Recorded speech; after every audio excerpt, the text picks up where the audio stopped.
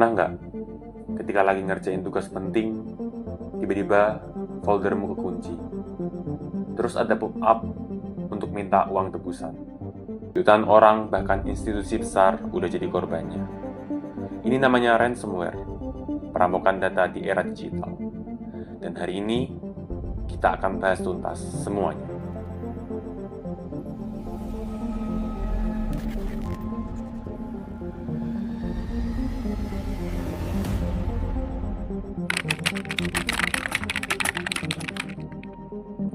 Juni 2024, Pusat Data Nasional milik Indonesia lumpuh.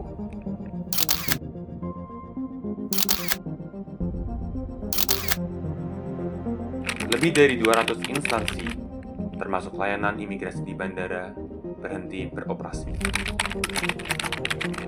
Pelakunya meminta tebusan setara 131 miliar rupiah. Ini bukan cerita di luar negeri, tapi di Indonesia. Ini tentang ransomware.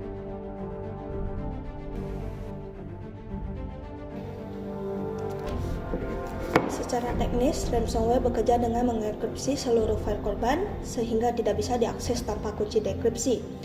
Ada dua jenis utama, yaitu local ransomware yang hanya mengunci akses ke perangkat, dan yang kedua, crypto ransomware yang mengenkripsi file satu persatu. Inilah yang menyerang pusat data nasional, dan yang lebih mengkhawatirkan, investigasi resmi menemukan bahwa data pemerintah saat itu tidak memiliki cadangan sama sekali. Kalau negara aja bisa lengah, apalagi kita. Berikut adalah 3 kemungkinan skenario yang sangat umum terjadi. Mungkin salah satunya ada di depan mata kita. Duh, kapan ya dapat kerja? Susah banget sih nyari kerja. Dah. Apa nih?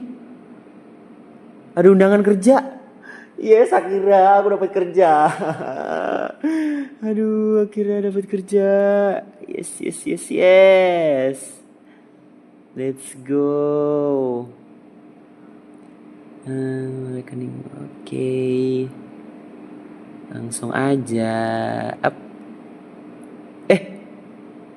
Kok fileku hilang? Data-dataku. Aduh, gimana nih? Aduh.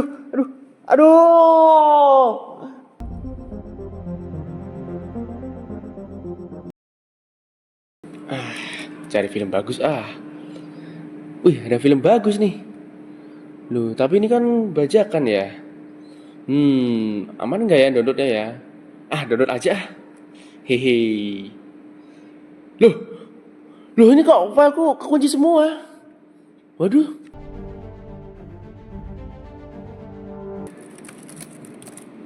Wah, dikit lagi kelar nih skripsian. Tapi enaknya nyimpen di mana ya? Pakai ini aja. Oke. Udah, pakai aja. Loh, kok iklok semua?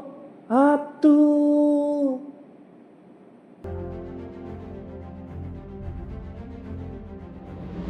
Insiden seperti Pusat Data Nasional seharusnya menjadi pelajaran, bukan hanya berita yang lewat begitu saja. Berikut ada 4 langkah pencegahan yang dapat dilakukan oleh siapa saja, termasuk kita sendiri.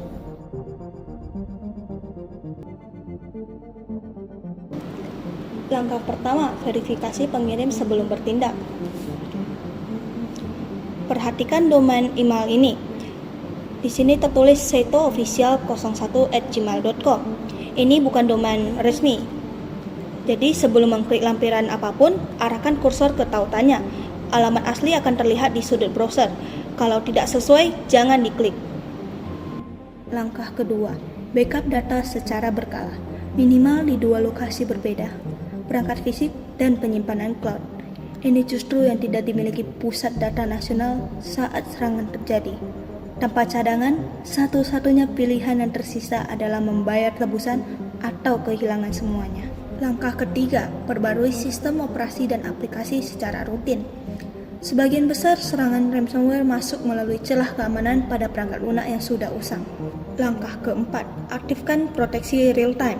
Sebagai catatan, investigasi Pusat Data Nasional menemukan sistem keamanannya sempat dinonaktifkan sebelum serangan terjadi.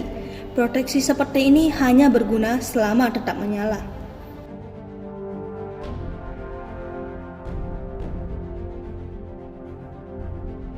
Dan yang terakhir, jangan gunakan software bajakan.